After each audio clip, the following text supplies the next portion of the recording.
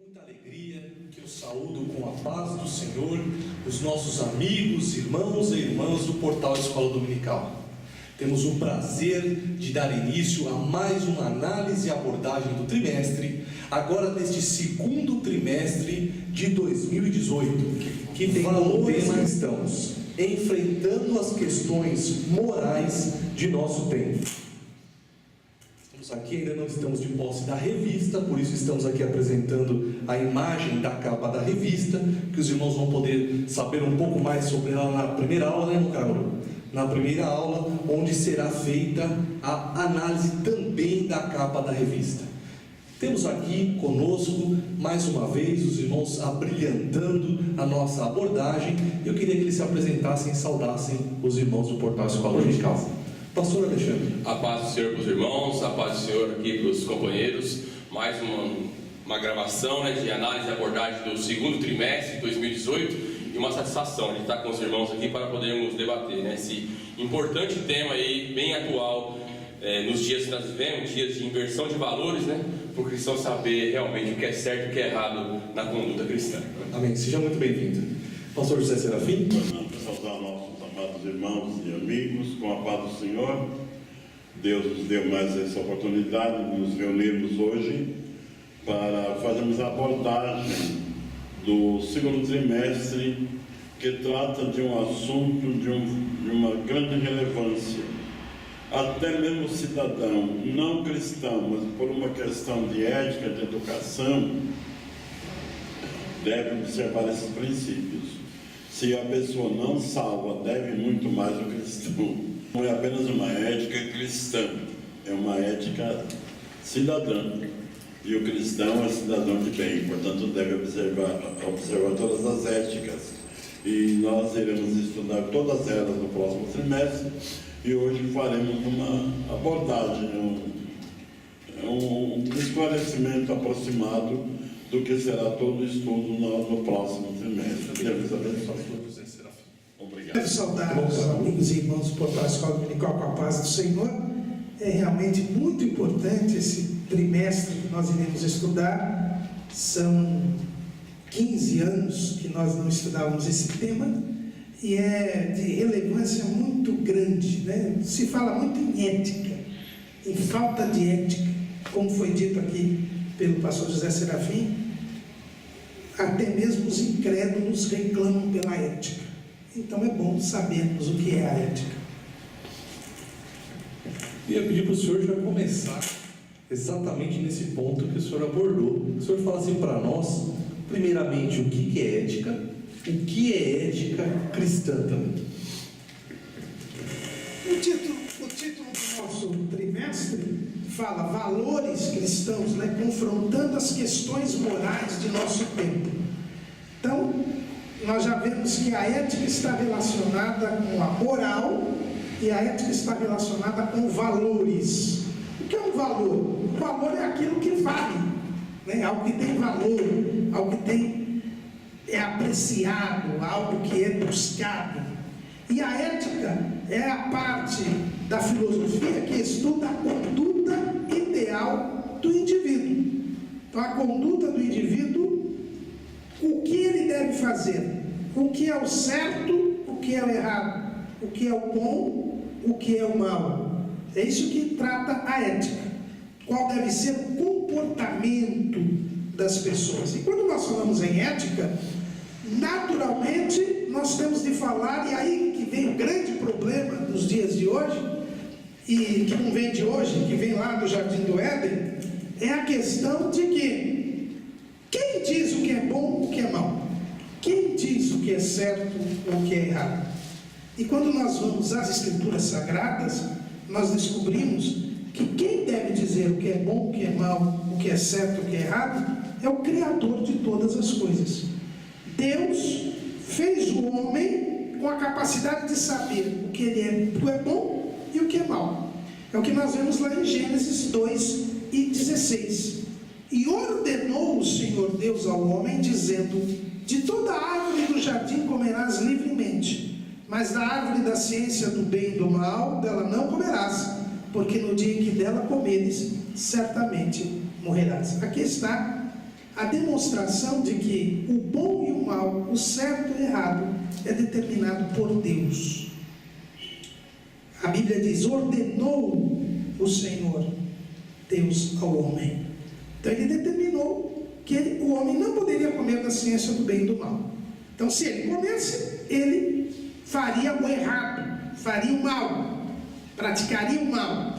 Então, o mal é aquilo que é transgressão a Deus, a ordem divina. O bem é aquilo que é feito de acordo com a vontade divina. Então, é Deus quem determina o que é certo, o que é errado, o que é bom, o que é mal. E vem aí toda a diferença com relação à ética. O homem no pecado, querendo deixar Deus de lado, ele cria várias éticas, vários comportamentos, que ele diz o que é certo e o que é errado. Só que não é isso que foi estabelecido por Deus. E a ética cristã é exatamente a ética, o comportamento de acordo com as Escrituras. Por isso que eu digo, a gente pode chamar tanto de ética cristã, como de ética bíblica. Inclusive até os inimigos da ética cristã, eles costumam dizer que o mundo está preso aos valores judaico-cristãos. Por que judaico-cristãos? Porque são os valores bíblicos. Então, na verdade, o homem rebelde contra Deus não quer se submeter às regras estabelecidas por Deus. E como Deus deu livre-arbítrio ao o homem pode, se quiser, transgredir as regras divinas, mas responderá por isso. É por isso que nós vamos ter o juízo final. O juízo final é a prestação de contas. Quem quis desobedecer a Deus sofrerá as consequências. Então, a ética é a conduta ideal do indivíduo. E a conduta correta do indivíduo é aquela estabelecida por Deus. E é a palavra de Deus, que é a verdade, que nos diz o que é certo, o que é errado, o que é bom, o que é mal. Então, ética é a conduta ideal do indivíduo. E a ética cristã, e Jesus é o exemplo sublime da ética, porque é o homem perfeito, é o homem conforme a vontade de Deus, é o comportamento, é o exemplo que nós devemos seguir. E as Escrituras testificam dele. Então, a ética cristã é o comportamento que deve ser feito pelo homem, deve ser exercido pelo homem, de acordo com a palavra de Deus. É por isso que no cremos da nossa declaração de fé, o item 1 diz que a Bíblia é a nossa única regra de fé e prática. Ou seja, nós cremos na Bíblia, porque ela é a verdade, e fazemos o que a Bíblia manda. E em fazer o que a Bíblia manda, eu estou seguindo a ética cristã. Não, deixa eu ler um comentário. Dr. Calamuruz explicou com muita clareza o que é uma ética cristã. Mas o importante é a pergunta, não é o que diz a Bíblia, mas o que diz a ética cristã. Como já dissemos no princípio, a ética é um dever de todo ser humano. O cristão deve estar muito acima de tudo isso. Lá no Evangelho de Lucas, capítulo 6, verso 31, Jesus recomendou: não façais aos homens aquilo que não quereis que os homens vos façam. Aquilo que dói em mim, dói no meu próximo. Posso dar alguns exemplos. É comum ver uma pessoa jogar lixo na rua, jogar lixo pelo vidro do carro. Alguém chupa uma bala e joga no chão o papel da bala, outro joga até massa de cigarro, ponta de cigarro, entope bueiro, quando chove todos sofrem as consequências, reclama depois das ruas ruins, sujas, esburacadas, porque a sociedade contribui para isso. Então, ética, tudo isso é uma questão de ética, respeitar a sociedade da maneira como eu quero ser respeitado. Em todos os lugares, se tiver numa condução, não ouvir um som que para mim é bom, mas para quem está do meu lado pode não ser. Então, isso é ética, respeitar a pessoa que está do meu lado. Além de ética cristã, é uma ética que abrange uma responsabilidade social. E o cristão deve estar acima, porque é o que disse Jesus: se a vossa justiça não exceder a dos escribas e fariseus, de modo nenhum entrareis no reino de Deus. Então, a ética do cristão tem que ser exemplar, acima da ética comum. Se fica mal para alguém não cristão, para o cristão muito pior.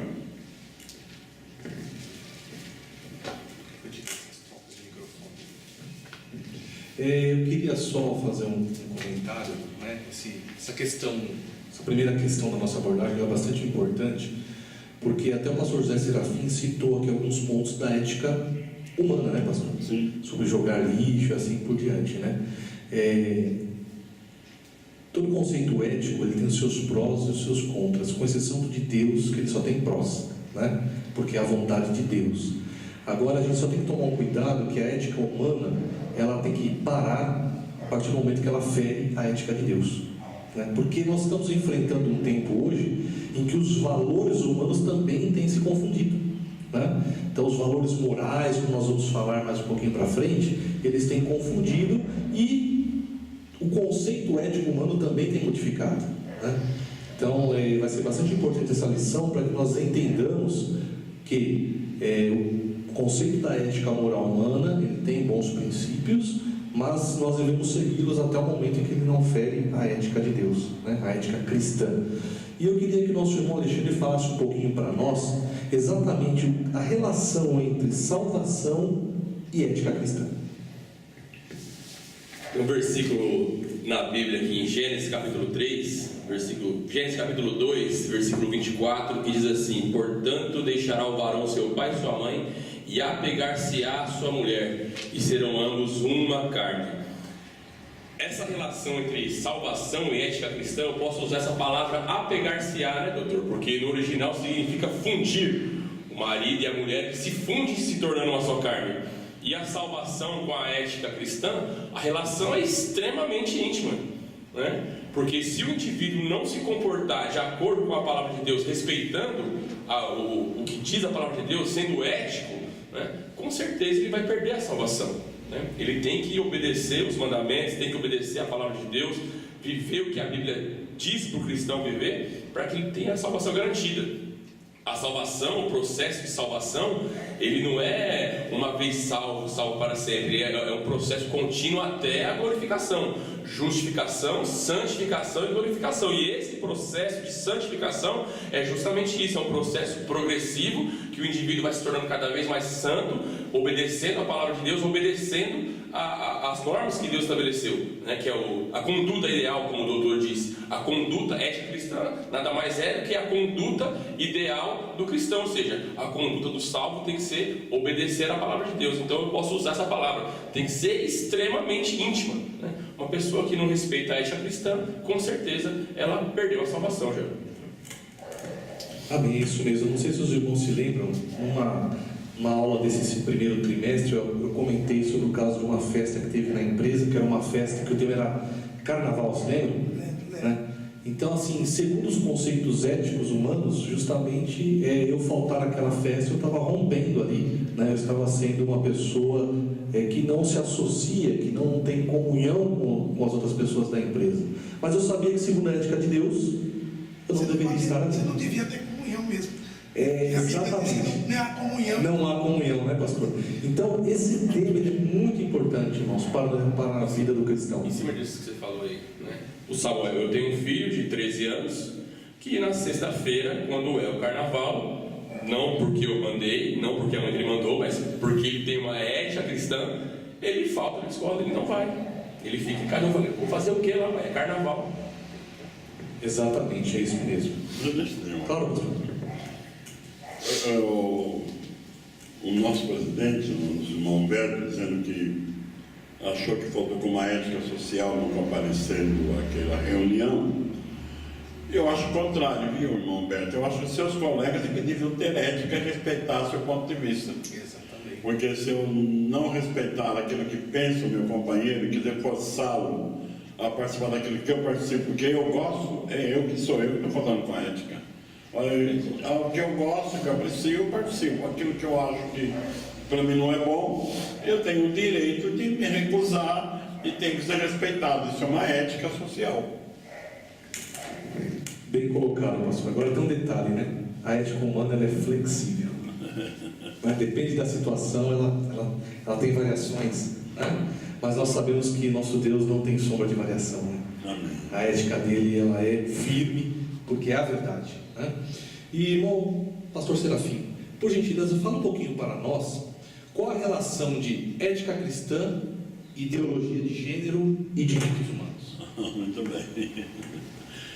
Ideologia de gênero fere frontalmente toda a ética cristã e até a ética social. Ora, dizer que uma criança nasce nem homem nem mulher, nasce uma coisa, nós estamos desvalorizando o ser humano, reduzindo ele a um objeto. Então, nasce o menino com todos os órgãos genitais, internos e externos, masculinos, ele é homem. Nasce uma menina com todos os órgãos genitais externos e internos, feminino, é uma menina. Dizer que ele é um gênero, é uma coisa, que é ele que vai decidir, é uma violação ao seu direito de ser aquilo que ele é, aquilo que Deus lhe fez para ser. Então, essa ideologia de gênero falta com a ética social, com a ética cristã, falta com a, me desculpe a expressão pesada, falta com a educação, com senso de responsabilidade. Não é a sociedade que vai impor de uma criança, você é uma coisa, você é, e como nós vimos aí o esforço que alguns ativistas fizeram, colocando na mão dos meninos, brinquedinho de menina, bonequinha e brinquedos próprios da menina, e fazendo vice-versa. Isso é violação ao direito dessa criança, de ser o que ele é, naquilo que ele nasceu para ser. Se quando ele se tornar adulto, quando ele estiver agindo por sua própria consciência, ele tiver um desvio de conduta, aí foi ele que escolheu, ele que optou, nós não concordamos, mas respeitamos. E ele arcará com as consequências da sua decisão. Mas aí foi ele que decidiu, não foi a sociedade que impôs.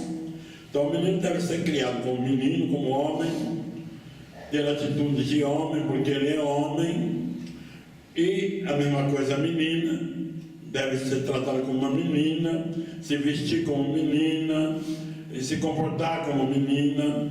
Se depois de adulto, ou influenciado pela sociedade, ou porque acha que deve ser assim, porque nascer homossexual ninguém nasce. Eu procurei ler sobre a opinião de alguns especialistas no assunto, se dentre 1 milhão de pessoas que nascem, pode nascer uma com algum problema de desvio. Mas aí é fácil o médico pediatra examinar, perceber qual é a maior tendência dessa criança. Se ele nasce, digamos, com 2 órgãos, masculino e feminino, o médico vai ver qual é a sua maior tendência, tirar os órgãos do contrário, e ele então vai ser aquilo que ele tem a maior tendência, homem ou mulher. Mas impor ideologia de gênero, me desculpe, senhores, mas isso é, além de ser falta de ética, isso é diabólico, isso é do anticristo. Deus fez homem e mulher, definido. O homem nasce homem. Isso é tão natural que nós vemos, isso repercute em todos os sentidos. Até o homem, o menino, quando começa a crescer, a sua voz modifica. Uma voz grossa, voz de homem. As meninas têm voz de menina, voz de mulher, uma voz mais fina, mais delicada, mais de mulher. É a própria natureza que faz isso. E depois querer dizer que é natural um homem se comportar como mulher, ou mulher se comportar como homem, isso não é natural, isso é uma aberração, isso é contraria a natureza. Mas se a pessoa optou, ele responderá pela sua opção. Mas nós, a sociedade, impor é falta de ética. Direitos humanos, que foi outro assunto que o nosso presidente me passou, nós estamos vendo esse direito humano totalmente deturpado. O que é direitos humanos? É aquilo que naturalmente o cidadão deve ter. Eu só quero ter lá um advogado, né? E ele é maior autoridade que eu nessa área, mas me parece que o primeiro direito humano é o direito à vida, não é isso? Todo cidadão tem direito à vida. Já fere a ideologia do aborto. porque nós não estamos dando direito à vida daquele serzinho que se forma no ventre da mãe, violando o seu direito enquanto ele ainda é totalmente indefeso. Segundo direito, que me parece que é fundamental, é o direito de ir e vir sem ser importunado, né? Direito à liberdade, ir e vir sem ser importunado. Esses são direitos humanos. Mas os direitos humanos que temos visto no Brasil, não sei no exterior, se outros países agem da mesma forma, eu posso dizer o que se passa aqui no Brasil, é um direito humano unilateral. Tem direitos humanos o malfeitor, o bandido. Ele mata, ele estupra, ele entra numa casa, desrespeita, violenta essa casa, na frente do chefe da família ele violenta a mulher, violenta os filhos com uma arma na mão. Quando ele vai preso, vai uma equipe de direitos humanos dar a ele assistência. Mas a família que foi violada, ninguém procura. Não vai um psicólogo, não vai uma assistente social, não vai saber se tem prejuízo que o governo possa reparar, porque o governo tem responsabilidade. É do dever do governo garantir a segurança do cidadão, mas não garante coisa nenhuma. Então quem tem assistência é um malfeitor, que não é um cidadão de bem. Aliás, até me vem a lembrança, dentre os inúmeros casos que nós temos de violência no Brasil, quando 3 bandidos menores sequestraram uma dentista em Santo André, tomaram o cartão dela e foi no banco tirar dinheiro, tinha só R$30, e porque tinha só R$30, puseram fogo nela viva, ela morreu queimada, e os 3 assistindo ela morrer queimada. Resultado, essa dentista era a que cuidava da família, ela era responsável, qual é o nome? Ela era a rima de família. O pai dela, um cidadão de 65 anos aposentado, vivia sob a custódia da filha. A família não teve nenhuma assistência, ele teve que vender alguma coisa na rua para sobreviver, porque não recebeu nenhuma atenção de nenhuma autoridade. Onde estão os seus direitos humanos? Que direitos humanos são esses? Deus tenha misericórdia do Brasil, e que possamos acordar e que haja realmente direitos humanos. Eu até acho que é correto, sim, dar uma assistência ao bandido, ele pode ter um desvio de conduta, ele pode ter uma má formação, e pode ter uma assistência para poder se ressocializar, se tornar um cidadão de bem, futuramente útil à sociedade, mas não é isso que estamos vendo, não. Ele fica 3 meses de uma casa de custódia, lá aprende com os colegas alguma arte mais sobre o crime, e sai de lá e vai praticar mais crime. Na minha visão, cidadão brasileiro, que sofre também as consequências de todos esses absurdos, eu penso o seguinte: doutor Caramuru, se eu estiver errado, eu aceito a sua observação. Se nós tivéssemos uma prisão, não 3 meses, uma prisão, prender esse cidadão, não misturá-lo aos criminosos profissionais, ter uma separação, sim, e ele ser obrigado, não é se ele quer, não é opcional, obrigado a estudar, obrigado a aprender uma profissão.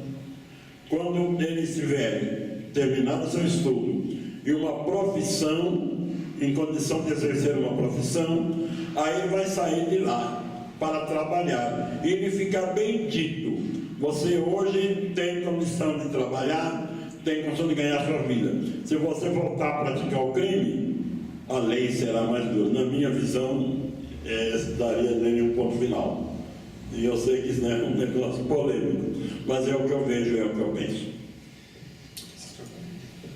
Só lembrando que recentemente aquele general Augusto Heleno, que liderou as tropas do Brasil no Haiti, ele disse assim: os direitos humanos têm que ser em primeiro lugar para os humanos direitos. Muito bem, é verdade. Só fazendo um comentário rápido sobre a ideologia de gênero aí, o pastor Serafim falou da questão física, mas nós temos que levar em conta também a questão psicológica. Já foi provado cientificamente que a mulher é diferente do homem, né? Psicologicamente. Se nós pegarmos um exemplo rápido aqui, eu vou falar de mim e da minha esposa, né? Se você pedir para eu fazer 2 coisas ao mesmo tempo, eu já me perco. A Margarete mexe a panela e faz 4, 5 coisas ao mesmo tempo e faz com excelência. Vai um homem fazer isso? Então, não só a questão física, a questão psicológica, né? A mulher é diferente do homem. Tudo isso está acontecendo, irmãos, porque ao longo da história da humanidade, os valores éticos cristãos, e éticos de Deus mesmo antes de Cristo, eles sempre influenciaram de alguma forma a ética humana. E nós vemos aí um trabalhar do inimigo em fazer isso retroceder. Todos aqueles valores que foram incluídos na ética humana ao longo da história estão sendo aí atacados nesses últimos tempos que nós vivemos. Por isso também mais uma importância de nós estarmos meditando nesse tema. Eu queria pedir para o irmão Caramuru falar um pouquinho para nós sobre o que diz a ética cristã sobre o aborto, a eutanásia e o suicídio. O pastor José Serafim já falou aqui que o primeiro direito humano é o direito à vida. É o direito à vida. Porque sem vida não há nenhum outro direito. E a Bíblia é bem clara com relação à vida. Se nós formos lá no primeiro livro de Samuel, capítulo 2, versículo 6, no cântico de Ana, e esses cânticos são cânticos proféticos, portanto, a pessoa estava falando não dela mesma, era o Espírito Santo que inspirava a falar. Então é o próprio Deus falando através de Ana. É dito o seguinte: o Senhor é o que tira a vida e a dá, faz descer a sepultura e faz tornar a subir dela. Além de ser o primeiro direito fundamental da pessoa humana, a vida é um dom de Deus, e um dom que Deus não entrega a ninguém. É Deus quem tira a vida e a dá. Então, qual é a lógica da ética bíblica, da ética cristã com relação ao aborto? O aborto o que é? É uma interrupção da gravidez antes do 6º mês, quer dizer, é uma interrupção da gravidez, porque a partir do 6º mês a gente tem parto prematuro, né? Mas antes do 6º mês nós temos um aborto, que é a eliminação, o assassinato de um ser vivo antes do seu nascimento. Então é uma morte provocada. Logicamente que eu estou falando do aborto provocado, porque tem um aborto acidental, por exemplo, uma grávida é atropelada e aborta, aí é um aborto acidental, né? Ou então um aborto natural. Às vezes a própria má formação do feto faz com que ele seja expelido. E o aborto natural e o aborto acidental, quem tira a vida é o Deus, por causa da circunstância, né? Da natureza ou do acidente. Foi uma permissão de Deus, um desígnio divino. Ele é o dono da vida. Agora, o aborto provocado, aquele que se mata a criança, é um crime inominável. É o pior crime. O Papa João Paulo II, ele dizia que é o pior crime, porque é a vítima que não tem a mínima chance de defesa.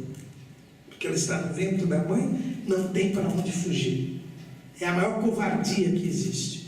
Os defensores do aborto dizem que é o direito da decisão da mulher. A mulher não tem direito sobre a vida alheia, porque o feto não é parte do corpo da mãe.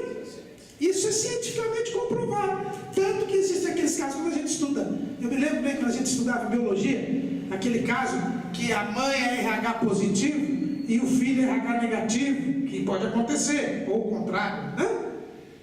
Prova de que não é parte do corpo da mãe, porque se fosse parte do corpo da mãe, teria o mesmo tipo sanguíneo, nunca teria o fator RH diferente. Então e a Bíblia claramente em várias passagens mostra que a vida começa na concepção. Então o aborto é proibido pela ética cristã. Por quê? Porque a vida é um dom de Deus, só Deus pode tirá-la. Eutanásia é a mesma coisa. Eutanásia, o nome eutanásia em grego quer dizer boa morte. É a morte piedosa. É o cidadão que está sofrendo tanto na doença que por compaixão eu mato a pessoa. Vocês já perceberam que só se matam as pessoas que têm dinheiro no banco? Só se matam as pessoas que estão dando despesa para o governo, como acontece na Holanda. Na Holanda, os velhos fogem para a Alemanha, porque se ele for ao posto de saúde e o médico detectar que ele tem uma doença que vai gastar muito, ele está autorizado a matar aquela pessoa. Diz que vai tratar e mata. É assim que funciona na Holanda, porque o governo não quer ter despesa. Isso também é ofensa ao princípio bíblico. A pessoa está sofrendo. É bom a gente ver a pessoa sofrer? Não. Agora, você não vai tirar a vida para acabar com o sofrimento. E por que a pessoa está sofrendo? A Bíblia diz que tem a lei da semeadura. A Bíblia conta de um caso, acho que é no livro de Juízes, de um rei que arrancaram lá os dedos dele. E ele mesmo diz: eu tirei de 70 pessoas, 70 reis que eu ganhei, eu tirei os dedos, agora eu estou pagando por isso. Ele mesmo reconheceu, sendo um idólatra, um pagão, cananeu. Então, irmãos, não cabe a nós discutir com Deus se Deus está certo ou está errado, se a pessoa está sofrendo. Muitas vezes eu conheço casos de crentes, de obreiros, que sofreram muito, agonizaram muito, mas durante o seu sofrimento, embora fossem obreiros, grandes nomes da igreja, durante aquele sofrimento, mandou chamar fulano para pedir perdão para fulano, lembrou que tinha feito uma coisa errada para ciclano, pediu para ciclano vir, e ele se consertou com todo mundo, e em paz, aí Deus levou.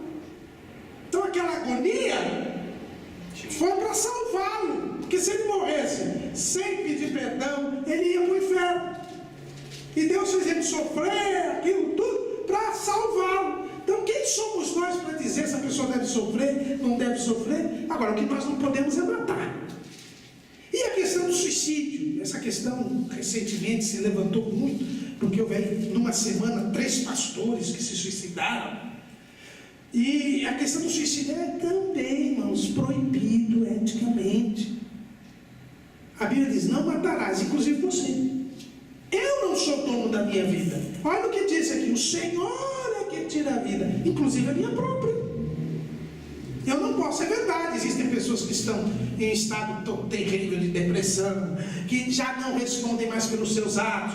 Por exemplo, uma pessoa que está drogada, alucinada, e ela acaba se matando, nem ela sabe que está se matando. Isso, tecnicamente, biblicamente, nem é suicídio, porque ela não sabe o que está fazendo. Agora, eu conscientemente tirar a minha vida, mesmo que eu esteja em depressão, e eu conscientemente tirar a minha vida, é uma demonstração de falta de fé em Deus. É querer dizer para Deus que Deus fracassou, né? Então, o princípio bíblico é isso: o dono da vida é Deus e só Deus. Portanto, aborto, eutanásia e suicídio são proibidos pela ética cristã. Eu estou tocando coisa muito bem, caso de aborto, e é um caso que eu tenho pensado muito nele também.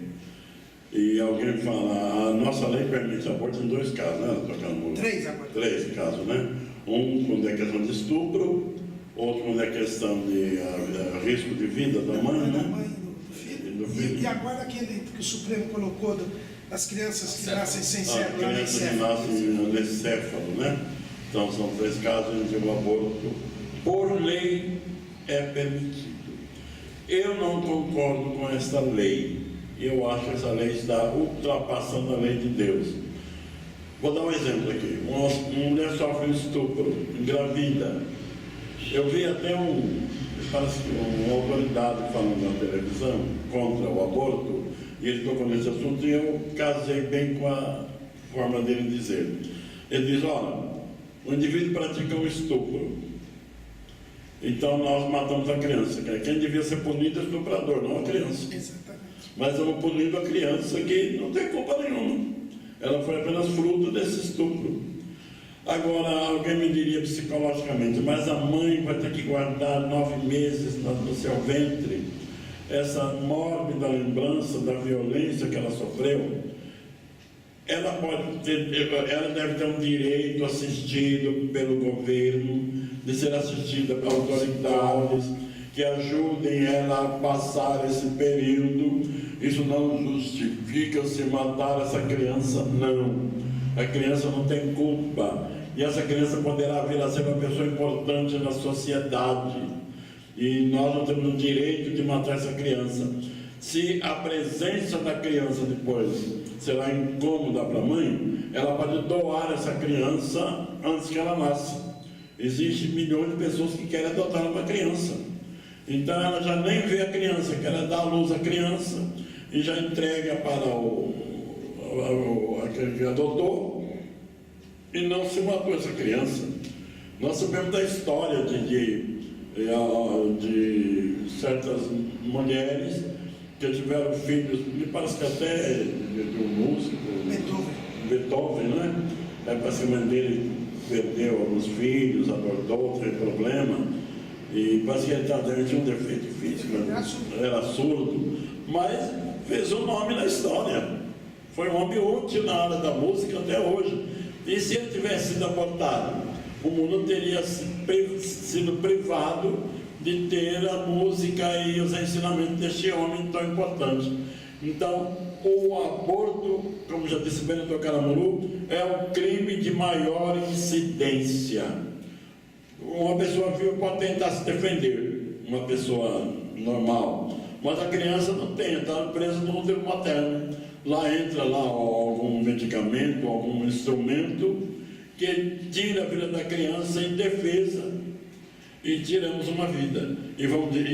Outro detalhe, dizem os ativistas, que a mulher tem direito sobre o seu próprio corpo. Outra vez apelo para o Dr. Caramuru, parece que não tem, não. Não tem, ninguém tem. Ninguém tem. Se alguém tentar o suicídio e for mal sucedido da sua tentativa, pode ser processado por... processado criminalmente não. Ele, né? Se alguém o induziu, sim. Agora, por exemplo, o senhor que foi de seguradora sabe muito bem. Se o cidadão tentar se matar, ele já não consegue mais seguro mais. Não, já seguro não tem mais, pois é. Mas ele já comete uma violação à lei, não é? Exatamente. Contra o seu próprio corpo. Então, dizer que a pessoa tem direito sobre o seu próprio corpo não é verdade. Não tem. O direito que eu tenho sobre o meu corpo é cuidar dele. Higiene, saúde, proteção. Mas eu mesmo procurar prejudicar meu corpo, dissimular, matar, me alejar, porque tem pessoa que faz isso também, né? E quer pegar uma indenização e corta os dedos na firma, e se machuca para receber algum dinheiro. São atitudes assim, absurdas, violentas. Essa é uma grande falta de ética cristã e moral. Este é o assunto do momento, né? Sobre o aborto, é o que está muito na mídia em nossos dias, né? Também aí vai ser bastante importante nós abordarmos este assunto. E eu queria que o irmão Alexandre falasse um pouco para nós, um assunto também bastante importante que envolve a ética cristã, inclusive a ética que é adotada por outras denominações também. Queria que o irmão falasse um pouquinho sobre a ética cristã, o que nos diz a ética cristã sobre a doação de órgãos. O pastor Serafim já leu o versículo aí, e na realidade é o que diferencia, né, o cristianismo das outras religiões, né, porque os estudiosos dizem que toda religião tem algo em comum, né? O que você não quer que os outros façam para você, você não faça para os outros. Mas tem um detalhe aqui, que no cristianismo não é assim. O cristianismo é diferente, porque você não fazer alguma coisa é uma atitude passiva. E aí fica fácil, eu não quero que ninguém me bata, eu não vou bater ninguém. Mas o cristianismo, ele vai mais além, né? Lucas capítulo 6, versículo 31, Jesus falou assim, ó: e como vós quereis que os homens vos façam, da mesma maneira fazei-los vós também. Isso faz toda a diferença. É uma atitude passiva, né? E Jesus falou, ativa, né? É uma atitude ativa, você vai fazer, né? Então fazer no caso o bem. E João, escrevendo lá na sua carta, e Jesus também disse, falou que aquele que ama seus irmãos dá a sua vida. Jesus deu a sua vida por nós. Então, em cima da ética cristã, totalmente se enquadra, é ético, é legal você fazer uma doação de órgãos em vida, se você puder, tiver esse amor pelo irmão que está precisando de um rim, se você for compatível, pode doar. A doação de sangue, tem aqui inclusive, o doutor falou que faz 15 anos que nós não estudamos, eu até trouxe a revistinha que eu tenho no meu acervo lá, né? Foi a última vez que nós estudamos, E aqui tem um comentário interessante, em uma lição, nós estudamos isso na lição de número 10, né, a doação de órgãos do corpo, e o comentarista da época aqui, que foi o Elinaldo Renovato, ele colocou um negócio interessante, justamente sobre essa questão que há controvérsias, né? A argumentação contrária à doação de sangue. Há quem pense que transfusão de sangue é uma forma de comer sangue, o que é proibido pela palavra de Deus. Esse tipo de argumentação contrária à doação não tem consistência, visto que o processo de absorção do sangue diretamente nas veias do receptor não é o mesmo que ocorre quando a ingestão de algo através do aparelho digestivo. Então, a doação de órgãos, de sangue, é totalmente legal também. O cristão, inclusive, tem épocas de campanha, final de ano, essa festa que teve agora aí, que há muitas viagens, de acidentes, né, os bancos de sangue ficam vazios, né, então pode doar sangue. Tem alguns argumentos contrários também contra a doação de órgãos, né? Uns receiam que pode haver comercialização de órgãos e pode realmente acontecer, mas se nós formos pensar em todos os contras em cima de uma atitude que nós vamos ter, a gente não vamos fazer mais nada, né? Então pode haver mais, né, discriminação, integridade do corpo. Há uns que pensam que se doar o órgão na hora da ressurreição vai fazer falta, né? Pode ficar em paz, meu amado, né? Porque na ressurreição vai ser tudo novo. Tem pessoas que perderam braço, perderam perna, e na ressurreição vai estar lá com as duas pernas, com os dois braços. E se você doar o órgão, né, Jesus vai te dar um novinho na ressurreição, pode ficar tranquilo. Mas tem um negócio interessante aqui, que foi a lei, né, para finalizar sobre esse assunto, a lei do dia 4 de fevereiro de 1997, creio que não teve nenhuma alteração, que eu pesquisei, eu acho que não teve, é a lei de número 9.434, que fala sobre a doação presumida, né? Ela trata que toda pessoa, se não se manifestar contrariamente... Mudou? Então agora tem que se manifestar, né? Tem que se manifestar. A família tem que manifestar, né? A doação de órgãos depois da morte, né? Também, se você quiser ser doador de órgãos, se tiver uma morte cerebral, pode se tornar doador também, porque Jesus na ressurreição vai te dar um corpo novo em folha, né? Então, com essa questão da doação, acho que o versículo chave seria esse, né? Se você estivesse precisando de uma doação de órgãos, né? Então nós temos que pensar no próximo também. Quantos irmãos que estão aí na linha da morte já, para descer a sepultura? Quantas pessoas, né, na fila? Quantas pessoas que morrem que se todo mundo doasse? Não tinha nem fila, né? Então, com relação ao amor ao próximo, né, pode doar o órgão tranquilo, né? Pode ser doador. Eu mesmo sou doador de órgãos, né? Se eu tiver, se Jesus tardar, porque eu acho essa expressão muito ruim. Se Jesus não vier, não, Jesus vai vir, né? Se Jesus tardar a sua vinda, né? Se ele tardar a sua vinda e eu descer a sepultura e der para aproveitar alguma coisa aqui, pode aproveitar, que com certeza outras pessoas vão se beneficiar, né? Talvez não aproveite muito, né? Porque a vida que a gente leva hoje, esses alimentos que a gente come, né? Nunca vi tanta incidência de câncer. Eu creio que isso tem a ver com relação aos alimentos, né? Mas com relação à ética cristã, meu irmão, pode ficar tranquilo que se você doar sangue, se você doar os seus órgãos, você não está infringindo em nada a lei de Deus. Pelo contrário, está cumprindo a palavra de Deus, que Jesus falou: quem ama seu irmão, dá a sua vida pelo irmão. Deixa eu fazer um complemento. Sim, pastor, só fazer um comentário antes, que quanto a mim, viu, podem usar todos os meus órgãos, não tem problema, porque naquele grande dia eu quero um corpo glorificado, novinho em folha. O velho deixa aí, né, a terra vai acabar consumindo depois, né?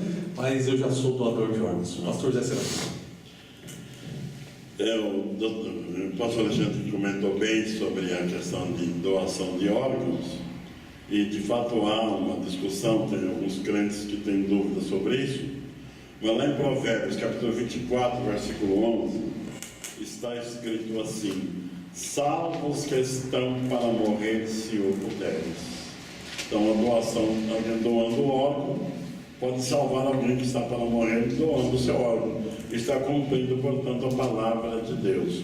O apóstolo São Paulo recomendou: sede meus imitadores, como eu sou de Cristo. Jesus não deu um pouquinho do sangue, ele deu todo o sangue.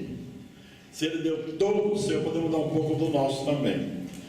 Ele deu a sua vida pela nossa. Portanto, podemos também contribuir para que o nosso semelhante possa viver mais alguns anos. Eu tive 2 experiências nesta área, de pessoas que me consultaram. Uma jovem chegou para mim e disse: Pastor Serafim, eu queria autorizar a doação de meus órgãos. Como cristão eu posso fazer isso? Pode sim, mano. O senhor tem algum texto bíblico que me mostra isso? Tenho. Eu citei esse Provérbios e o caso de Jesus. E ela me deu essa dúvida que o doutor, que o pastor Alexandre expôs. E na ressurreição, pastor, como que fica? Se eu tenho meu coração, irmão, fique tranquilo. Você não vai ressuscitar e dar um grito: oh, meu coração aí, por que eu dei? Eu quero de volta. Não vai precisar. Porque nem sangue o corpo glorificado tem. Então talvez o coração é outro ou não precise dele. Mas não se preocupe com isso não. E então o nosso dever, sim, podemos doar órgãos, podemos imitar Jesus e não estaremos cometendo, estamos praticando uma ética altamente cristã. Amém. E eu deixei aqui uma questão agora. Eu creio que todos teriam condição de responder, mas essa aqui foi para a pessoa certa, né? Mas agora eu vou perguntar segundo a ética cristã, não segundo a lei dos homens, né, pastor? Mas o que diz a ética cristã sobre a pena de morte? Aqui eu estou do lado do pastor Serafim, o papai não. Eu e ele temos posições contrárias. É uma questão controversa essa da pena de morte. Aliás, no tempo da antiga revista, causou uma polêmica muito grande. Foi a primeira grande polêmica do portal Escola Dominical, foi sobre a lição da pena de morte. Quando nós falamos da pena de morte, nós falamos do quê? Lição de número 8. Do Estado, foi a lição de 8 na época. Da possibilidade do Estado matar o criminoso. E aí nós entramos naquela questão de 1 Samuel 2:6. O Senhor é que dá e tira a vida. Deus teria delegado ao Estado, ao governo, o poder sobre a vida no caso de criminosos? É essa a questão biblicamente. Alguns entendem que, quando nós vamos lá em Romanos capítulo 13, quando Paulo fala das autoridades, diz que Deus constitui as autoridades para castigar os maus. Está lá em Romanos 13:4. Porque ela é ministro de Deus para teu bem. Mas se fizeres o mal, teme, pois não traz debalde a espada, porque é ministro de Deus e vingador para castigar o que faz o mal. Então, a Bíblia deixa bem claro que o Estado é constituído por Deus para castigar o mal, o criminoso. E neste castigo, entendem os defensores da pena de morte, que está incluída a possibilidade de matar o cidadão. A Bíblia fala aqui em castigar. Quando foi criado o governo humano? O governo humano foi criado logo após o dilúvio. Lá em Gênesis capítulo 9, encontra-se o seguinte. Capítulo 9, versículo 4. A carne, porém, com sua vida, isto é, com seu sangue, não comereis. E certamente requererei o vosso sangue, o sangue das vossas vidas.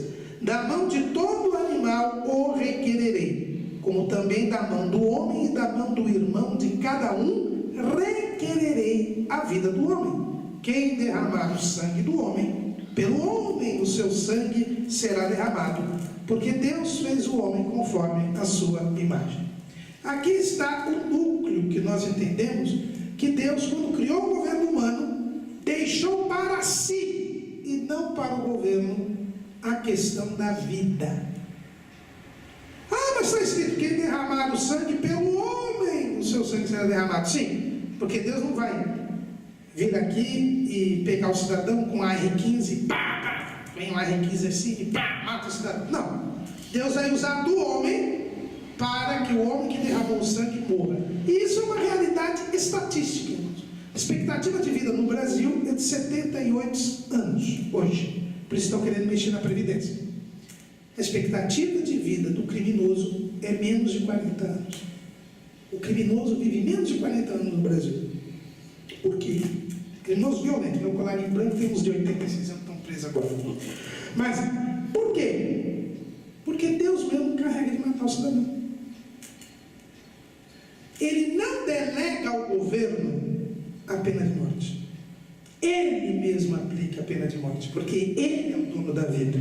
Agora, quando nós falamos em pena de morte aplicada pelo Estado, não há, com todo respeito às opiniões contrárias, qualquer base bíblica.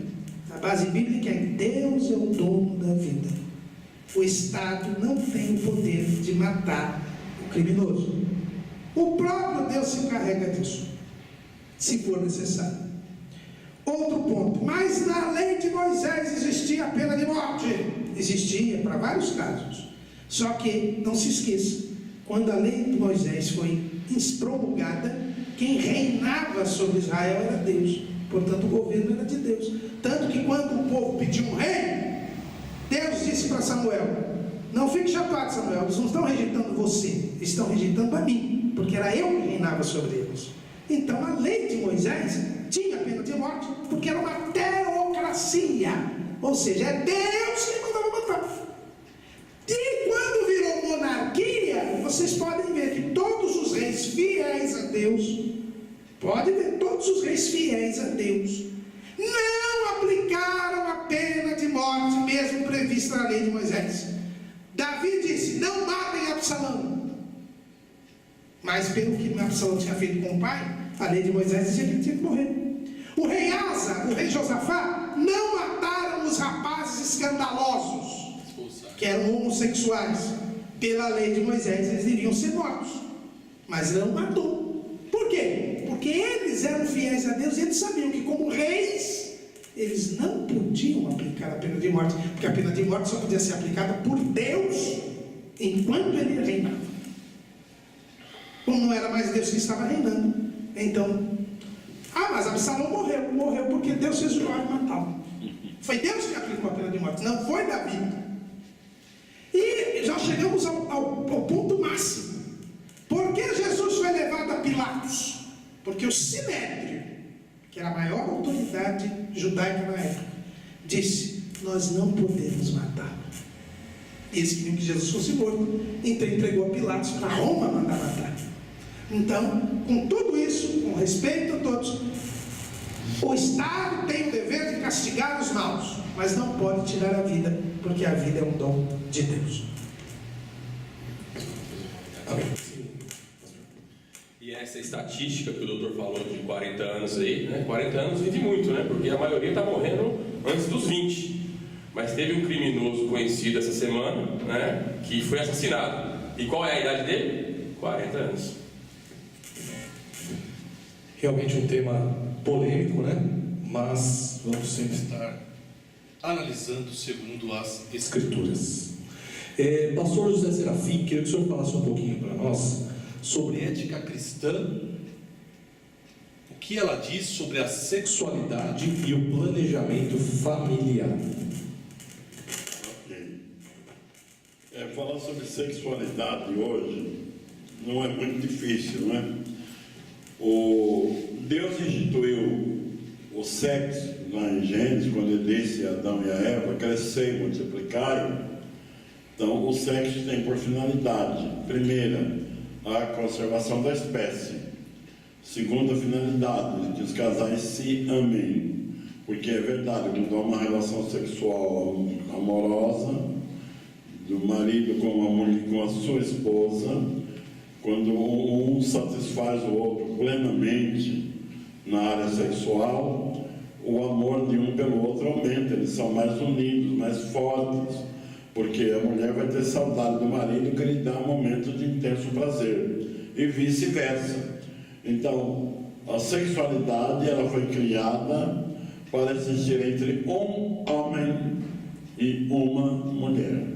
Não pode ser aberta, não pode haver essa facilidade do homem poder, além da sua esposa, ter relações fora com qualquer outra mulher, ou mesmo a mulher traindo o seu próprio marido e tendo relações com outro homem. Então a sexualidade é para de dentro da família, entre o marido e a mulher. A Bíblia ensina muito sobre sexualidade. É por essa razão que nós fazemos periodicamente encontro de casais, porque no encontro de casais podemos discutir isso com maior amplitude, com maior clareza. E alguém fala, mas espera, dentro da igreja falar de sexo. A Bíblia fala de sexo de Gênesis até Apocalipse, e numa linguagem mais clara e mais objetiva que às vezes alguém possa pensar. Porque se é coisa criada por Deus, eu costumo perguntar nos encontros de casais, quem criou o sexo? Foi Deus ou o diabo? Todos respondem, foi Deus. Minha segunda pergunta, Deus cria alguma coisa indecente, feia ou pecaminosa? Não. Está escrito em Gênesis 2:31. E viu Deus tudo que tinha feito e viu que era muito bom. Então tudo que Deus cria é muito bom. Aí eu ponho um pouquinho de bom humor, umas melhores que as outras, é verdade. Então o sexo é coisa boa, excelente. Se não fosse por sexo, nós não estaríamos aqui hoje, não é? E nossos filhos não nos representariam amanhã. Então o sexo é uma necessidade, tanto para a existência da humanidade, como para dar prazer. E o sexo também dá saúde. A ausência do sexo por um determinado tempo pode interferir até na saúde do indivíduo, saúde mental, física. Talvez um médico falaria melhor sobre esse assunto. Se é uma necessidade do corpo, ele deve ser praticado exclusivamente dentro do casamento. Nós estamos hoje assistindo muitas mulheres se queixando de assédio sexual. E temos visto com tristeza acontecer no nosso transporte público, homens tendo atitude totalmente indecorosa dentro de um coletivo, e às vezes abusando de uma mulher e tendo atos indecentes e que não se pode praticar. E a sociedade está defendendo a mulher em todos os meios. Eu também defendo, é claro. Se alguém abusasse assim da minha esposa ou da minha filha, eu sou cristão, mas não sei se a pessoa sair inteira perto de mim. Mas eu vou contrariar aquilo que a mídia e a sociedade estão falando. As mulheres estão abusando. Tem mulher que anda seminua. Tem mulher que se senta no ônibus ou num trem de metrô e aparece uma peça íntima. E o pior, até dentro da igreja, quando eu estou no púlpito pregando, tem na minha frente uma mulher com uma saia tão curta que a gente não sabe se olha para baixo ou para cima ou do lado. Porque se olhar para frente, tem aquela visão de uma mulher seminua na nossa frente. Para mim, aquilo vem do diabo para atrapalhar o pregador, o mensageiro. Então, as mulheres estão abusando. A igreja vai determinar qual é o comprimento da saia? Não. O que a Bíblia fala é para que haja traje decente. O apóstolo São Pedro conciliou no primeiro epístola, capítulo 3, que as mulheres se vistam com modéstia. Sendo que eu escrevi uma revista a respeito do assunto, e nós dissemos o seguinte: toda mulher antes de sair de casa, ela consulta o espelho várias vezes. Isso é da natureza feminina. Arruma o cabelo, o sapato, a roupa, tal. É diferente do homem que passa uma escova na máquina no cabelo e vai. E no segundo tempo anda com o espelho na bolsa. E ainda anda com o espelho na bolsa ainda. E alguns estão dirigindo, em vez de olhar o trânsito, olha para a fisionomia dela no espelho. Pois bem, então é da característica da mulher.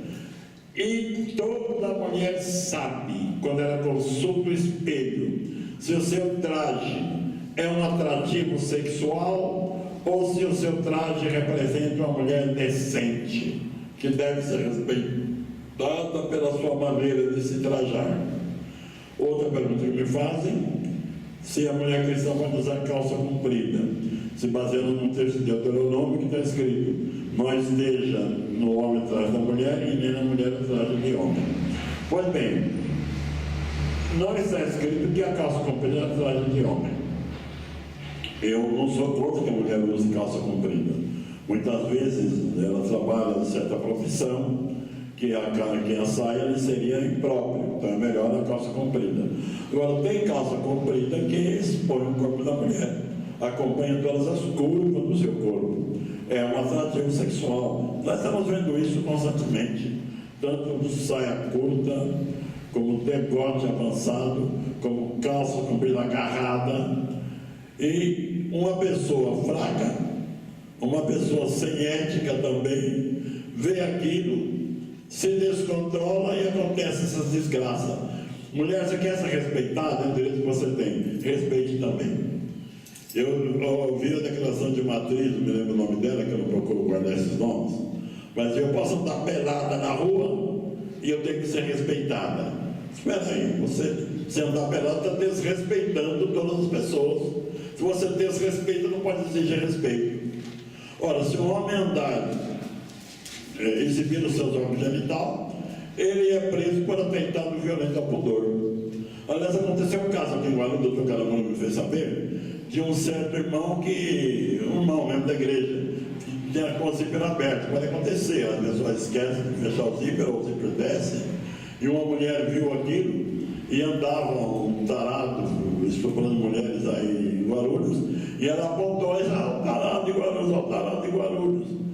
E ele foi preso só porque estava com o zíper aberto, estava aparecendo nada, apenas o zíper aberto. Aí precisou ir lá o doutor Samuel, um advogado lá da igreja de Guarulhos, para tirar o nosso irmão lá da prisão. Então existe aberração de todo lado. A sexualidade é uma necessidade, mas praticada dentro dos moldes divinos. Eu costumo dizer nos encontros de casais: quem estabeleceu o sexo foi Deus.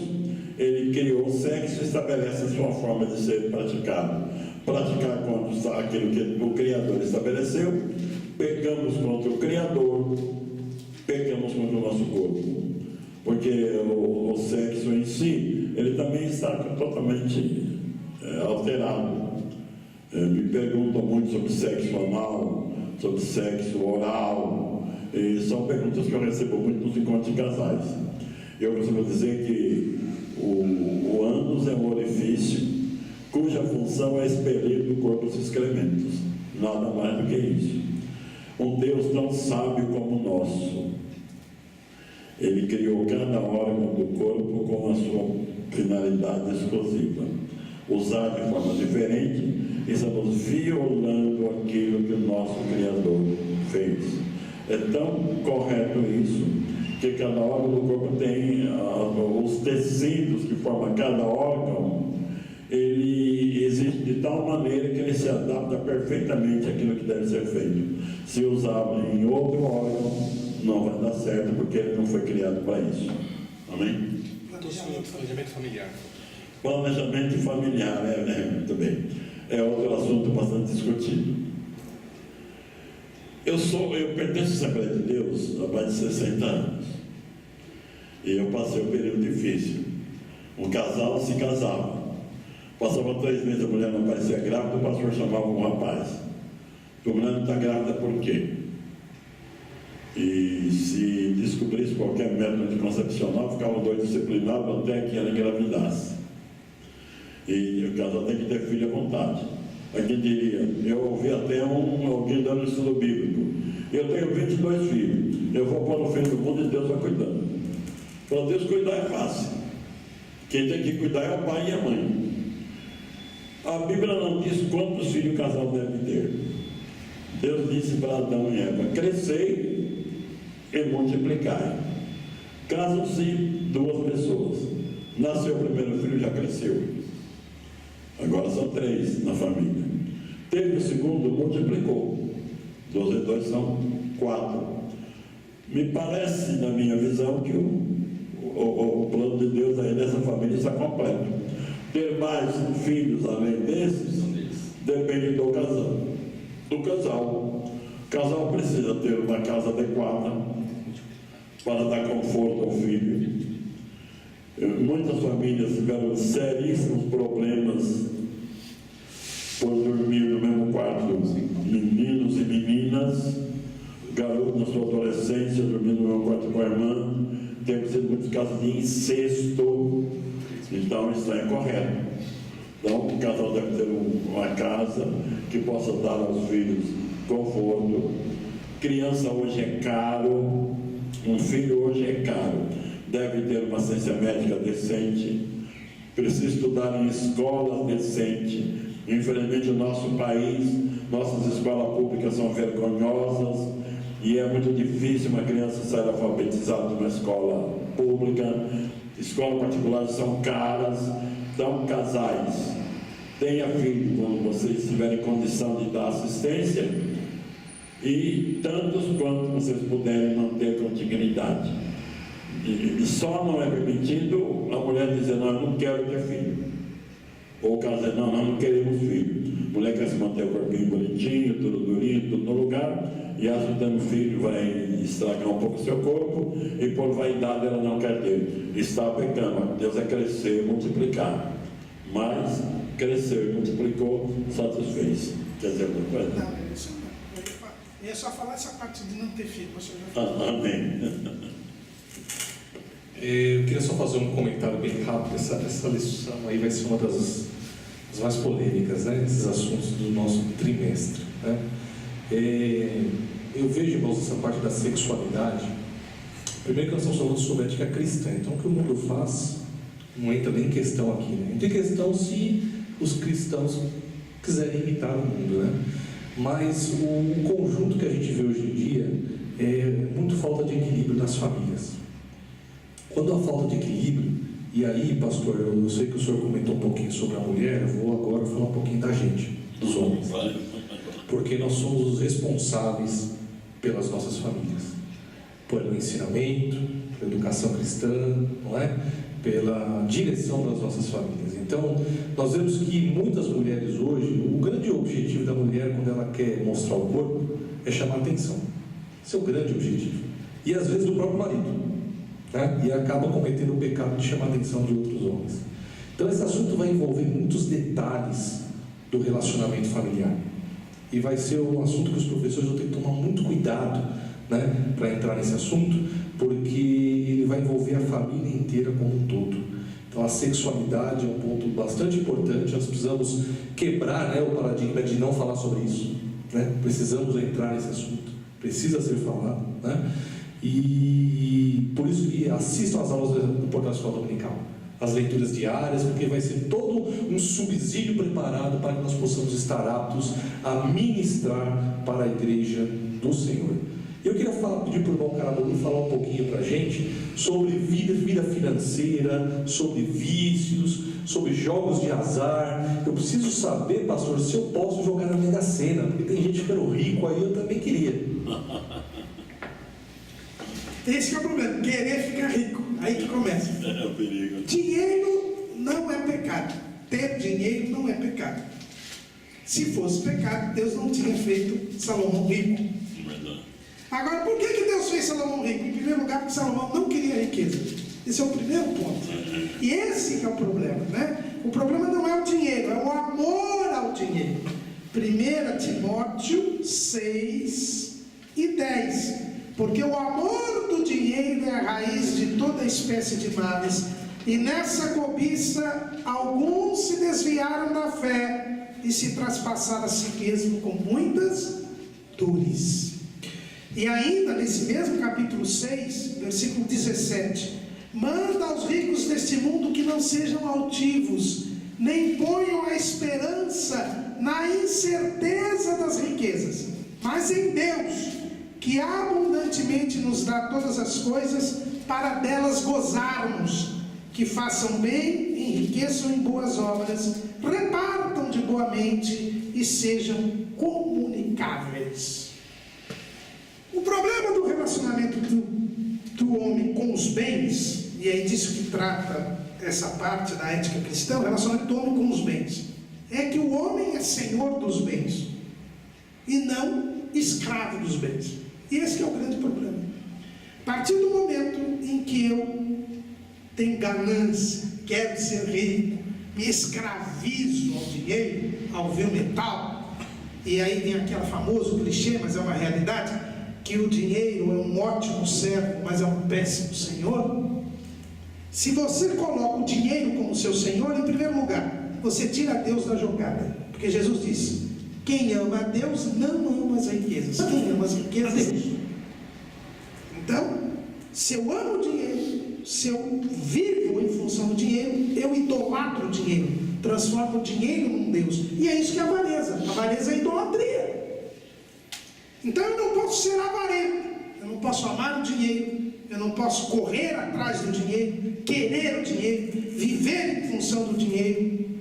E Jesus ensinou na parábola, e a parábola diz Lucas, que a vida não consiste na abundância dos bens que alguém tem.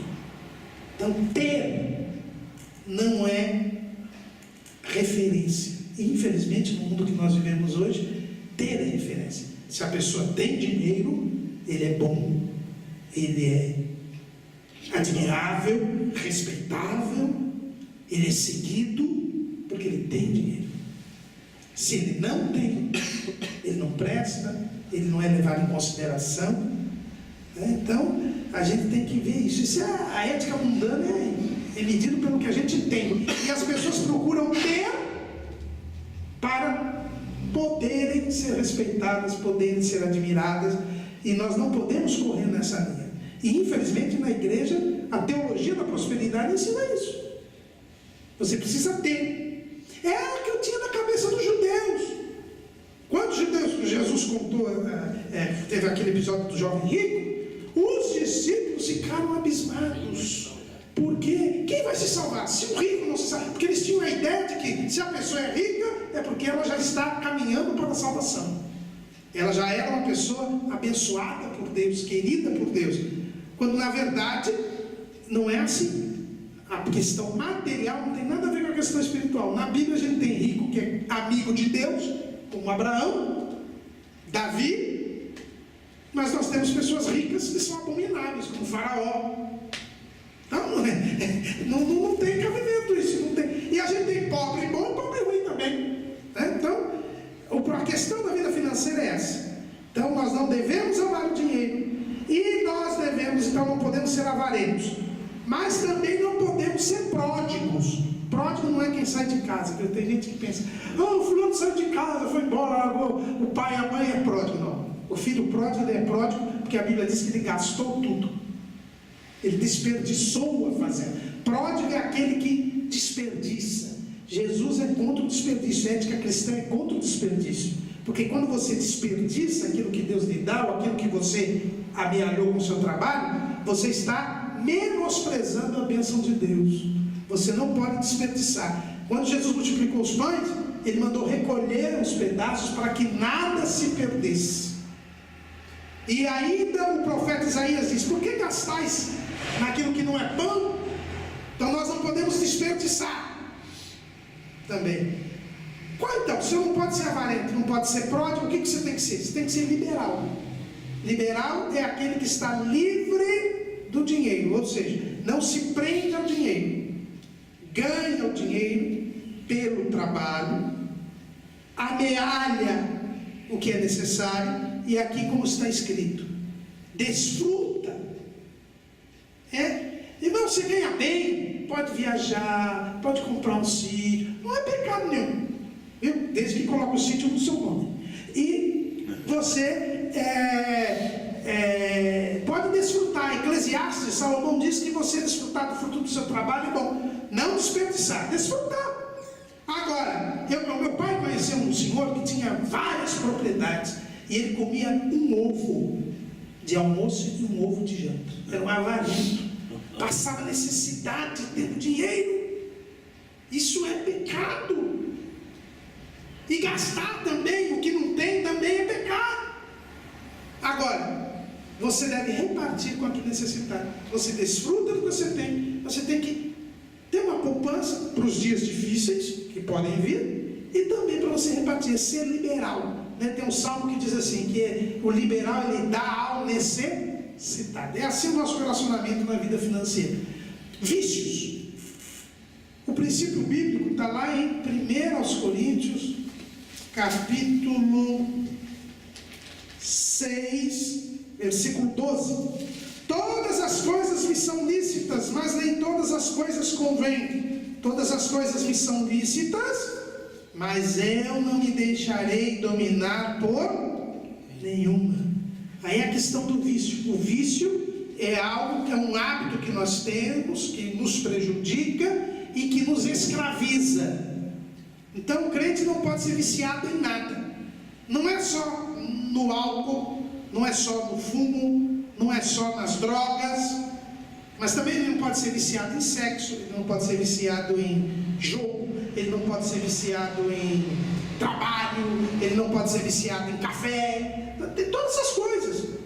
Eu não posso me deixar dominar por nada, porque se eu sou salvo, eu sou liberto. Se o Filho vos libertar, verdadeiramente sereis livres. Então eu não posso ser viciado em nada. E a questão do jogo, o Senhor deixa a sua mega cena pro dia de São Lucas, tá certo? Amém. A forma de nós adquirirmos bens, Deus disse qual é? Através do trabalho. No suor do teu rosto comerás. É pelo trabalho. O jogo só serve para quem banca o jogo. Ele é quem ganha com o jogo. O jogo vicia, o jogo destrói as coisas. Eu sei que tem muita gente querendo agora pagar a conta de água e de luz sempre na lotérica, né? Porque ele aproveita para ir para o bolão, né? Mas não pode. O princípio bíblico é do trabalho. Jesus disse: eu trabalho, meu Pai trabalha também. Nós temos que imitar a Cristo, né? Então não tem essa história de viver, querer ter sombra e água fresca. Se a gente for ver qual é o imaginário de todo ser humano, é ter muito dinheiro e não precisar trabalhar. É exatamente o que Deus fez uma explanação sobre jogo esportivo, jogo da lotérica e tal. Eu fui pagar uma conta de luz lá numa lotérica e a moça falou: o senhor quer tentar a sorte grande? Não preciso, moça, eu já tenho a sorte grande. Eu aceitei Jesus e Jesus é a maior sorte do universo, então eu já tenho a sorte grande. Muito obrigado. E deve ser essa atitude de todo cristão. É pecado jogar, sim. O crente não pode ganhar dinheiro de jogo. E tem alguns que abusam tanto que além de jogar ganhando, porque quer dar dízimo. O pastor José Wellington conta uma história, né? Que um irmão que dava um determinado dízimo, já que eu já conhecia a quantia que ele dava, um certo mês veio uma quantia vultuosa. E disse: de onde será que aconteceu com o irmão? E chamou o irmão e disse: irmão, o seu dízimo sempre é X, e esse mês o senhor deu um dízimo muito alto, o senhor recebeu alguma herança? Não, pastor, é que eu joguei no esportivo e ganhei. Falei: então, irmão, a igreja não pode aceitar seu dízimo, está aqui o seu dinheiro de volta. Eu acho que o pastor agiu como um homem de Deus. O Dr. Calamuri expressou bem: ganha dinheiro com o suor do nosso rosto, do nosso trabalho, e não com o jogo. Deixa eu fazer um rápido comentário aqui. Doutor, devido à teologia da prosperidade, e eu vou falar isso aqui sem errar, infelizmente está entrando dentro da nossa igreja, né? Infelizmente está entrando dentro da nossa igreja. Vamos usar aqui rapidamente as palavras de Salomão, porque algum irmão pode pensar: mas para eles falarem que não tem dinheiro, o doutor é pobre, aí só tem pobre falando. Então vamos ver o que Salomão falou, né? Está lá em Eclesiastes capítulo 2, ó, no versículo 10, ele fala assim: tudo quanto desejaram os meus olhos, não lhes neguei, nem privei o meu coração de alegria alguma, mas o meu coração se alegrou por todo o meu trabalho, e esta foi a minha porção de todo o meu trabalho. E olhei para todas as obras que fizeram as minhas mãos, como também para o trabalho que eu trabalhando tinha feito, e eis que tudo era vaidade e aflição de espírito. E o título desse capítulo 2 aqui na Bíblia Revista e Corrigida fala assim, ó: os prazeres e as riquezas não dão felicidade. É bem isso mesmo, né? Pastor Alexandre, continua falando conosco. Queria que o senhor falasse um pouquinho sobre ética cristã e política. Agora é contigo. A gente tem que... o negócio não é fácil, não. Pelo momento que nós vivemos, né? Eu sou de 1977, vou fazer 41 anos, né? Então, desde que eu tenho consciência aí na minha vida, nunca vi um período tão ruim que nós estamos vivendo politicamente hoje no Brasil, né? Mas a política em si não é ruim. né? A política, se a gente for ver, ela vem de cidade, né? O termo é policidade, e a política seria a conduta, olha só, a política seria a conduta ideal do Estado, né? Infelizmente é o que nós não estamos vendo. Se nós pegarmos aqui como a política é tão importante, Provérbios capítulo 28, versículo 12 diz assim, ó: quando os justos triunfam, há grande alegria, mas quando os ímpios sobem, os homens se escondem, né? Então nós vemos que os homens ímpios hoje, homens ímpios estão à frente da nossa política, à frente do Estado. Nós vemos como o povo brasileiro, falando do Brasil somente, nós vemos como o povo brasileiro está sofrendo, né? Com saúde, com educação, e isso é reflexo do quê? Reflexo não da política, reflexo dos maus políticos, né? Nós temos que levar isso em conta, que a política é uma coisa boa, ela é necessária, ela é sadia, mas desde que ela seja feita com honestidade, né? A política ela é necessária, quando nós temos que levar em conta que nós somos cidadãos dos céus, né? Nossa pátria não é aqui, o escritor aos Hebreus fala que nós não somos daqui, nós buscamos uma pátria melhor, mas nós também não podemos viver alienados, nós ainda estamos vivendo aqui, né? E temos que participar da política, tanto como candidato, quem eu quiser ser, tanto como eleitores na hora de votar, né? Então, o cristão, na hora de votar, ele tem que orar, buscar candidatos cristãos, inclusive tem aquela assessora do Magno Malta, se eu não me engano, a Damares Alves, ela conta casos excepcionais. Teve um que ela contou que a mídia do mundo inteiro estava lá no Congresso Nacional, esperando a aprovação da lei do aborto. Ela fala que chegou umas irmãzinhas de canelinha de fogo e chinelinha baiana no pé, lá de Sobradinho.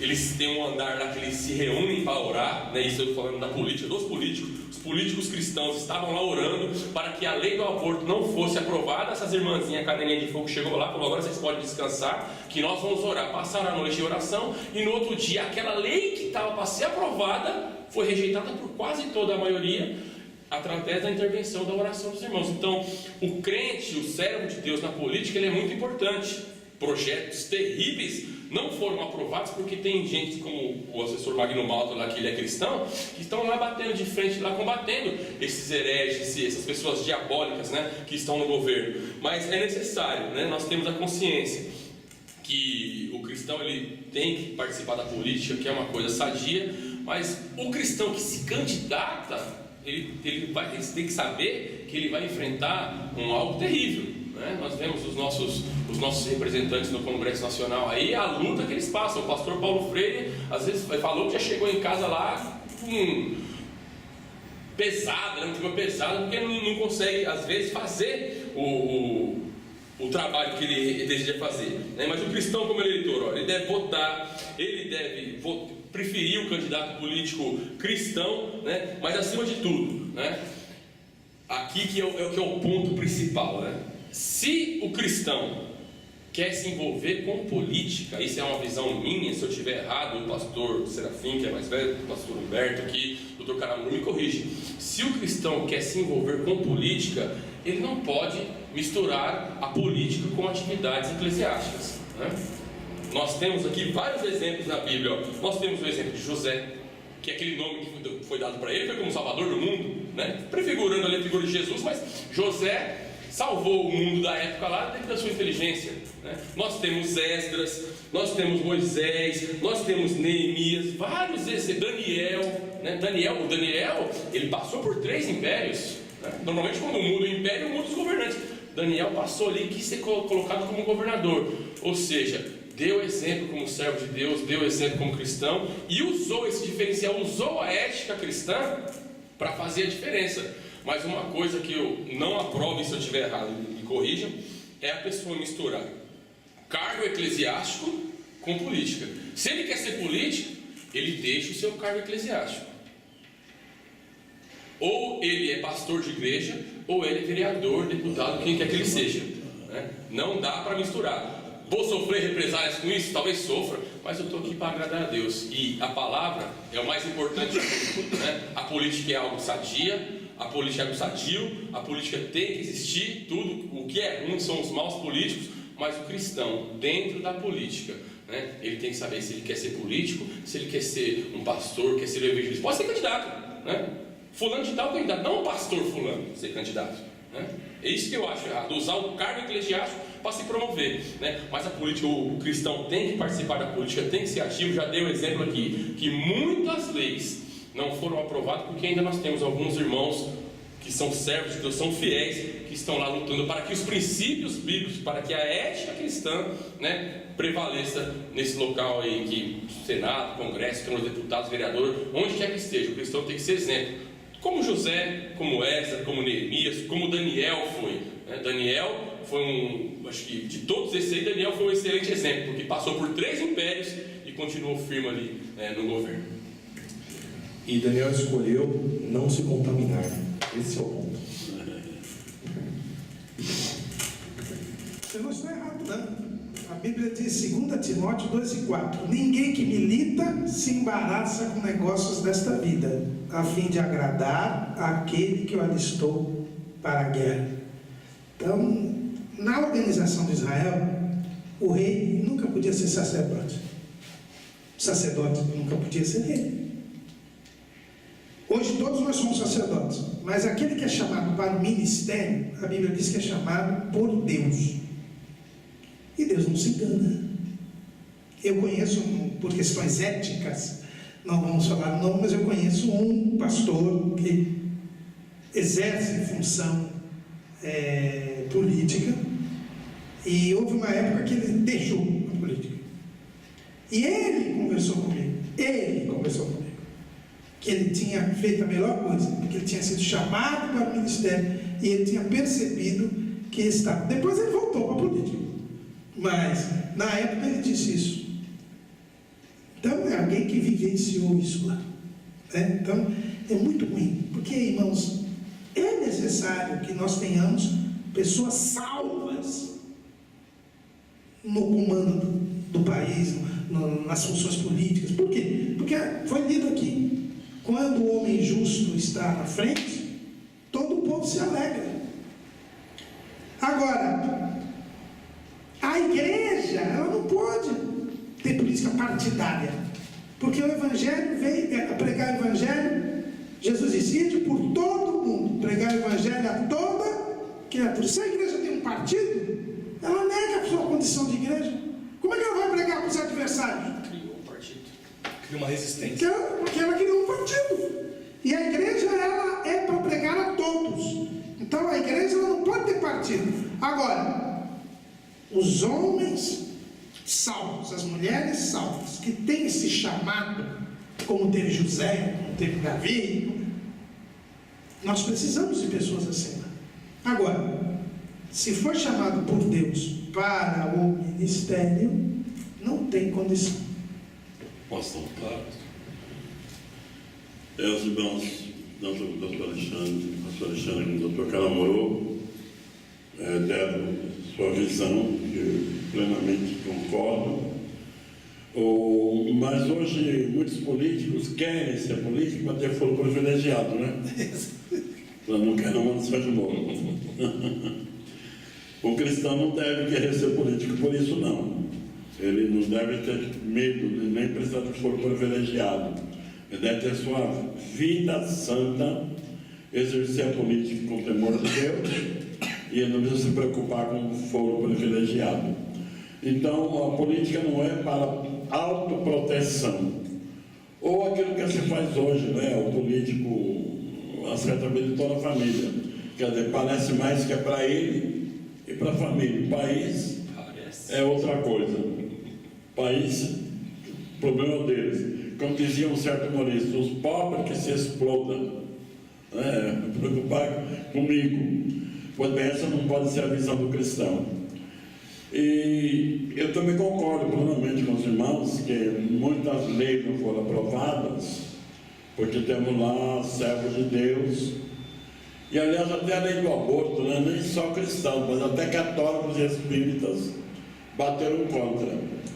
Mas uma coisa me impressiona, eu não quero ser extremista, não, mas quando Pedro e João foram presos, depois de curar aquele coxo na Porta Formosa, Pedro pregou e 5.000 almas se converteram. Eles foram açoitados e ameaçados. e não tinha ninguém que o representasse perante o sinédrio. Deus levantou Gamaliel, e Gamaliel defendeu os apóstolos, e eles foram postos em liberdade.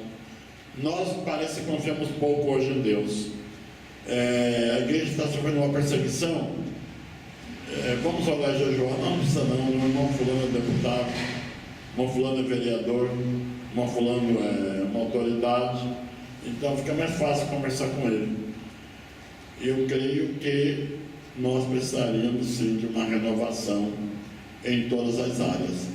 E como já disseram nossos irmãos, eu também não aprovo que um pastor misture o cargo eclesiástico com o cargo político. Um pastor que seja político, exercendo sua política, que atenção ele pode dar para os crentes? Qual é o crente que tem acesso a esse pastor? Então ele é pastor por quê? Se o pastor achar que tem simpatia pela política, pode apoiar um irmão que não tem um cargo eclesiástico, crente, servo de Deus, membro da igreja, que reúna condições para tal, deve ser apoiado, para o pastor apoiar, apresentar a igreja, apoiar, e esse irmão ser eleito. Mas na minha visão, nunca um pastor. Não misturar política com cargos eclesiásticos.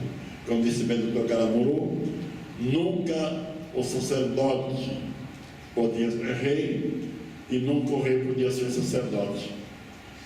2 reis que tentaram ser sacerdote tiveram problema.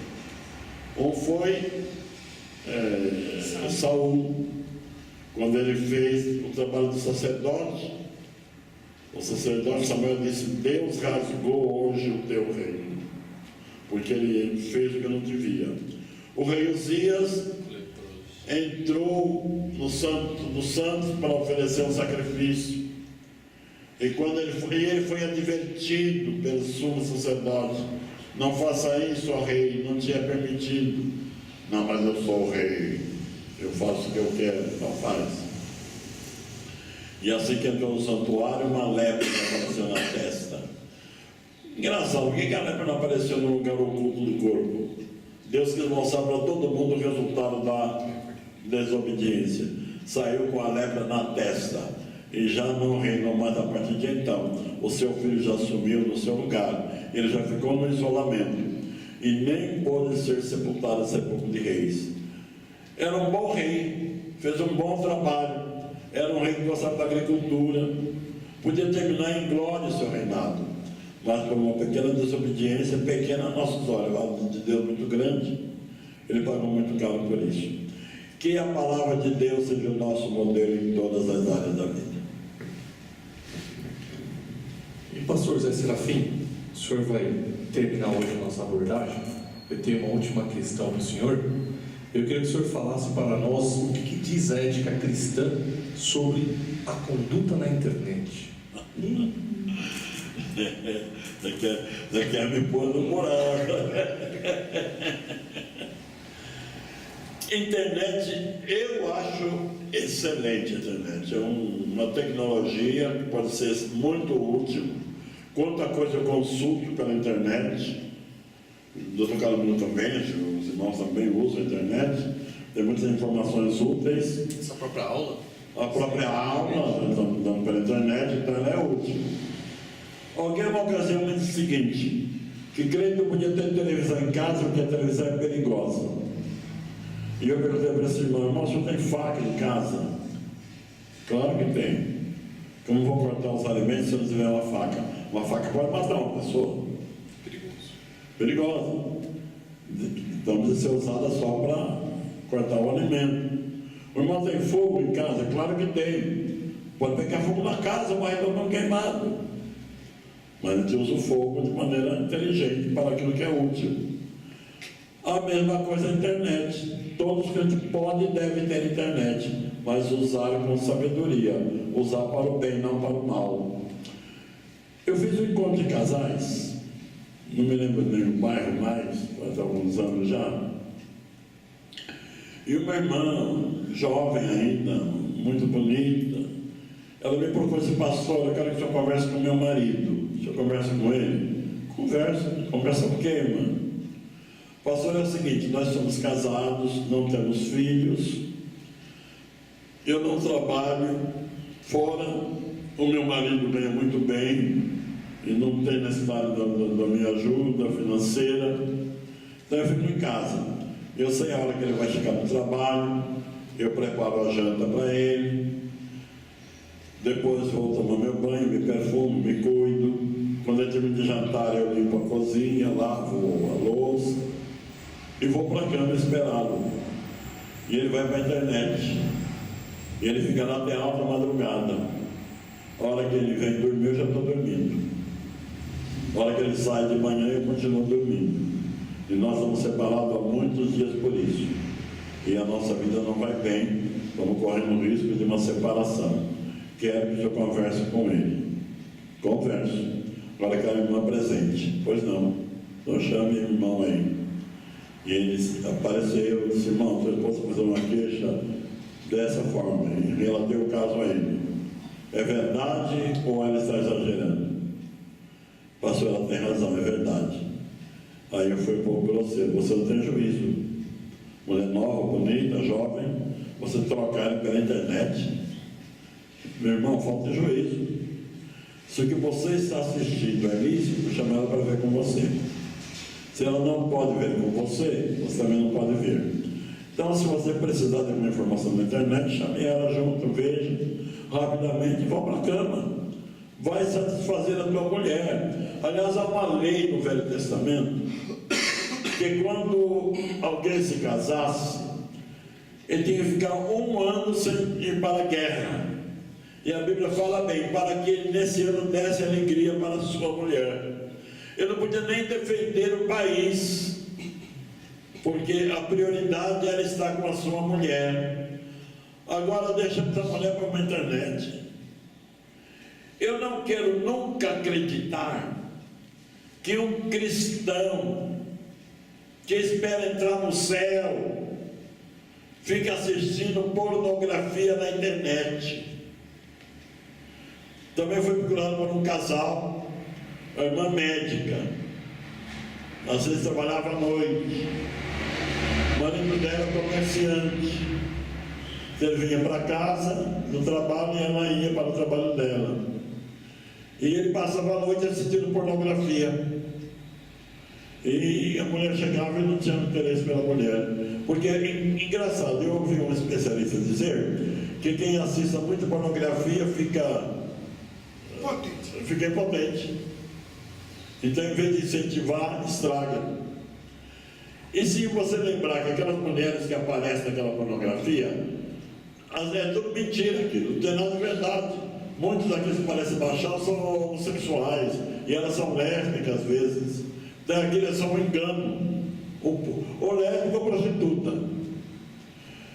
Se algum dos nossos prezados ouvintes usa a internet para ver pornografia, o meu conselho de irmão em Cristo: pare em nome de Jesus. Viva a vida com a tua mulher. A mulher vai dormir logo, não perca tempo. E nem estrague o teu prazer e o prazer dela. E nem comprometa a boa existência da sua família por causa do programa de internet. Amém? Ainda nessa questão da internet, além dessa questão que é a pior de todas, que é a pornografia, existe a questão hoje das pessoas acharem que porque estão no mundo virtual, elas podem fazer o que elas não podem fazer no mundo real.